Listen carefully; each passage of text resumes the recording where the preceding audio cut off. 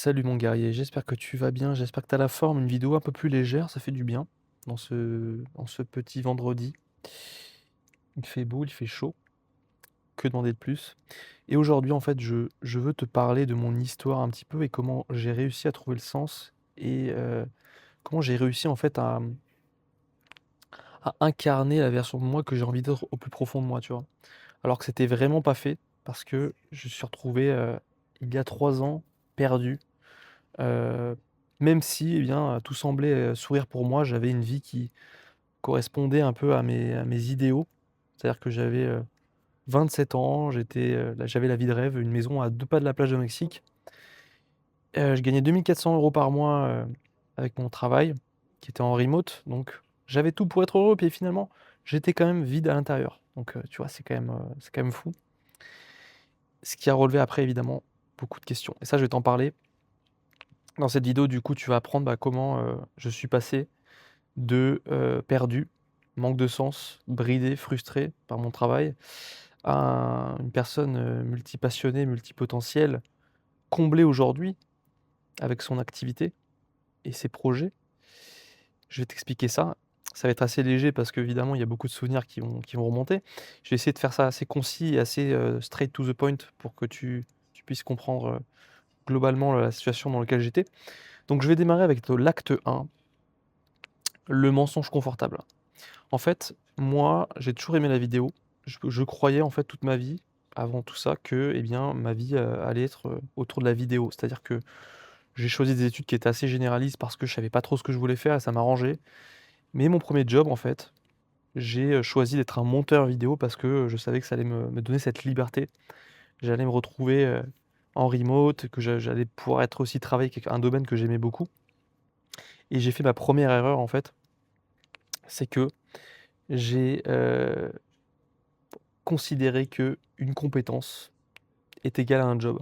C'est-à-dire que j'ai pris la compétence que je savais faire des vidéos et j'ai dit: «Bah, je vais en faire un job» et en faisant ça, je me suis bridé parce qu'en fait, tu ne pourras jamais, sortir de cette compétence-là, vu que c'est ton job, en fait et ça va te mettre dans une case automatiquement parce que, eh bien, nous, ce qu'il faut vraiment comprendre, c'est qu'il faut pas raisonner en termes de job, il faut raisonner en termes de mission de vie.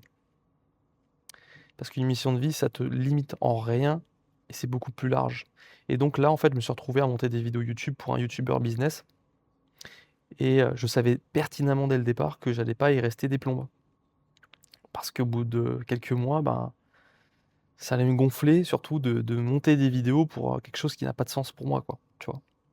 Donc ça m'a quand même permis d'être libre parce que j'ai pu, voyager et être au Mexique. Donc je me suis envolé pour le Mexique pendant quelques mois. Donc j'avais pris une maison, au bord de Playa del Carmen, je sais pas si tu connais le Mexique.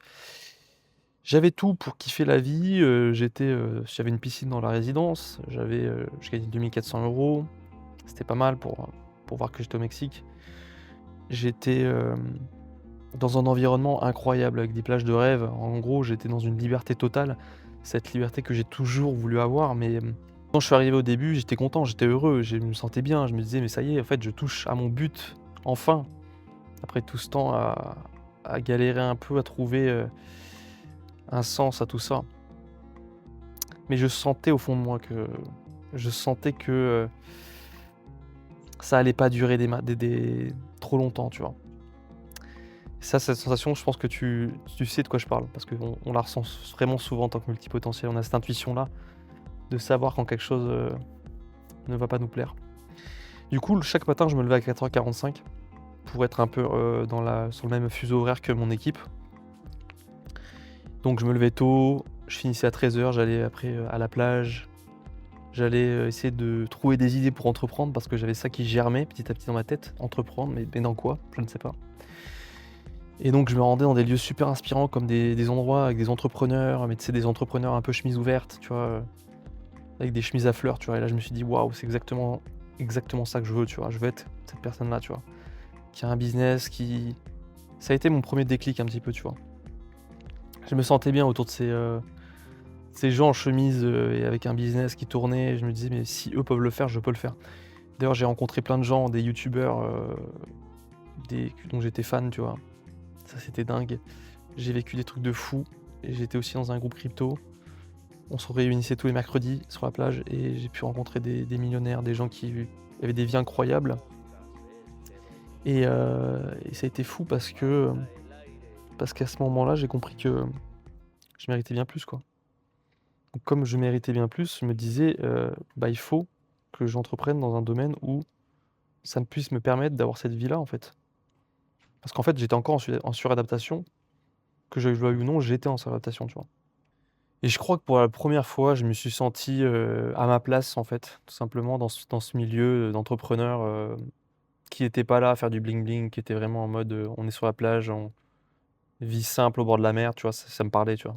Et même la philosophie de vie, ce côté un peu spirituel, c'était vraiment quelque chose qui me parlait. Mais bon, du coup, à force de traîner dans ces milieux-là, en fait, ça a créé une dissonance. Donc c'est l'acte 2, la dissonance et j'ai l'impression que, ben, en fait, d'un point de vue extérieur, tout le monde me disait: «Mais mec, tu as une vie incroyable, franchement, c'est incroyable. Tu as un job qui paye bien, tu es à l'autre bout du monde, tu es libre».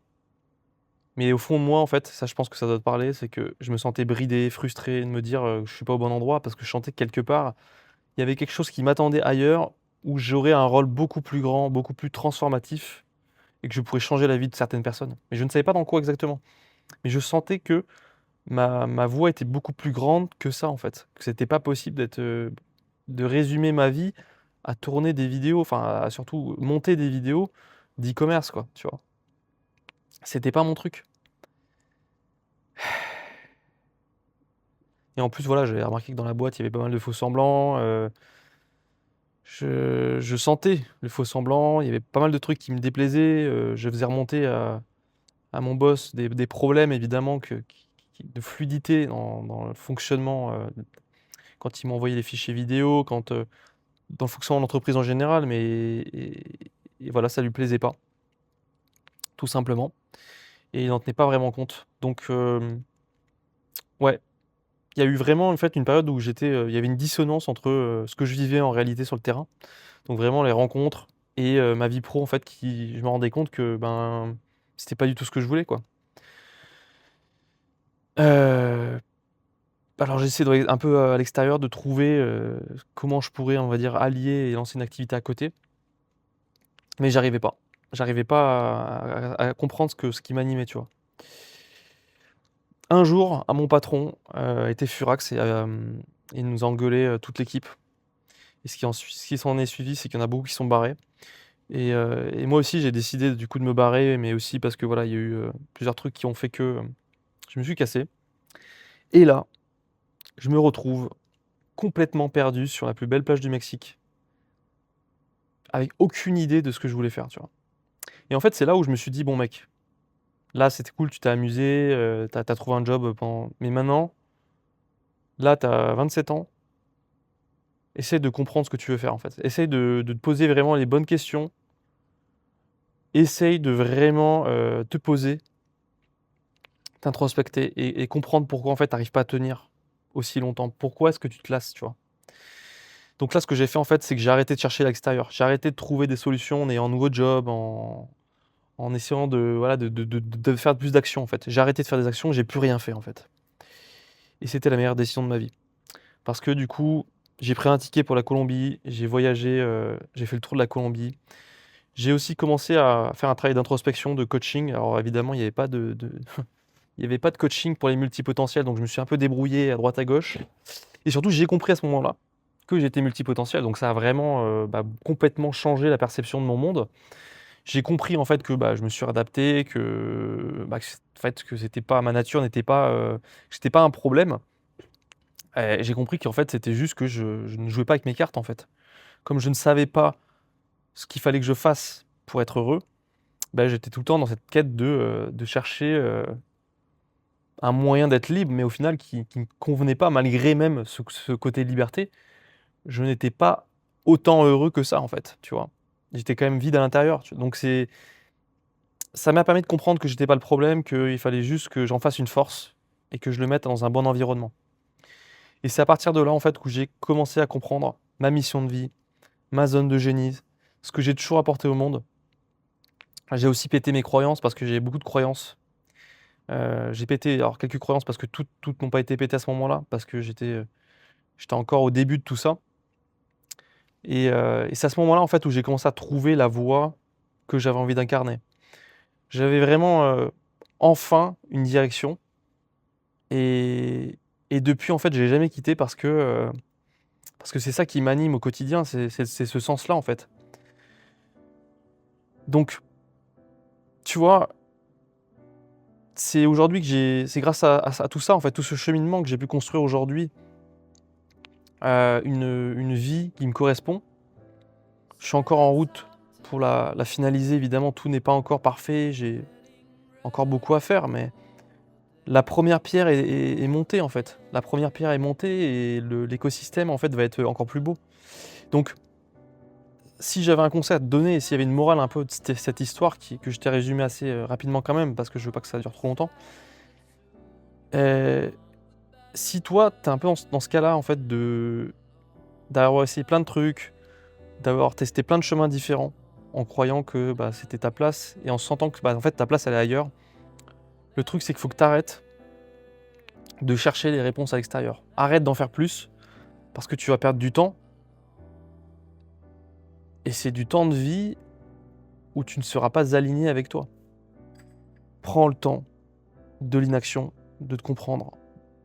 Fais-toi accompagner si tu as besoin de te faire accompagner. Mais surtout, ne crois pas qu'en faisant plus d'actions, tu vas y arriver. Parce que tu vas te retrouver tout le temps dans la même situation, en fait. Moi, si j'avais une recommandation à te dire, c'est que vraiment, stop l'action, comprends qui tu es, travaille tes blocages, travaille ton intérieur et ensuite la suite vibrera à ton intérieur. C'est-à-dire que tout ce qui va se présenter à toi dans ta vie après va être beaucoup plus aligné en termes de relations, en termes de job, parce que tu sauras ce qu'il faut faire en fait. Et tu auras une direction qui sera réelle. Et d'ailleurs, c'est pour ça que j'ai créé le cercle des multipotentiels, parce que c'est un peu tout ce que j'ai pu comprendre sur la multipotentialité avec mon expérience, toutes les personnes que j'ai accompagnées, une trentaine de multipotentiels, toutes les datas que j'ai pu récolter. C'est qu'aujourd'hui, en fait, j'ai tellement étudié ce sujet que j'ai pu arriver à créer un raccourci qui va justement t'éviter de perdre ce temps-là précieux, encore peut-être 5-10 ans où tu vas être pas aligné, tu vas pas incarner la version de toi que tu veux être réellement. Je te donne un raccourci qui va te faire gagner des années parce que tu vas arriver à trouver, à cerner où mettre ton énergie et surtout structurer tes 1000 idées en un projet concret, en un écosystème concret, tu vois? Donc vraiment ce projet me tient super à cœur parce que c'est vraiment, le truc que j'aurais aimé avoir sur cette plage à l'époque où j'étais perdu.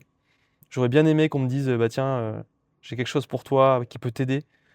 Parce qu'à ce moment-là, j'ai dû mettre évidemment 1 an et demi avant de trouver, mais aussi parce que je me suis pas suradapté, j'ai arrêté cette suradaptation, tu vois? Mais, voilà, l'idée c'est de te prendre un temps pour toi, de ralentir pour ensuite pouvoir aller plus vite et c'est important. Surtout quand on commence à se comprendre, quand on commence à apprécier sa valeur, à apprécier qui on est, à comprendre ses cartes et ben, on peut en faire un atout et tout déglinguer après par la suite parce que justement, tu auras bien compris qui tu es et ce que tu peux apporter et qui tu as envie d'impacter dans ce monde, tu vois? Et tu auras pris ta place, enfin. Et ta place, elle est vraiment à rien, en fait. C'est une décision que tu vas prendre qui va permettre, de la prendre enfin, de l'incarner. Donc mon guerrier, écoute, je te tiendrai au courant de l'avancée. On est toujours en bêta testing et ça se passe super bien, donc c'est trop bien. Je te tiendrai au courant et puis, d'ici là, je te souhaite une très bonne journée et puis ménage-toi. Ciao, ciao, salut.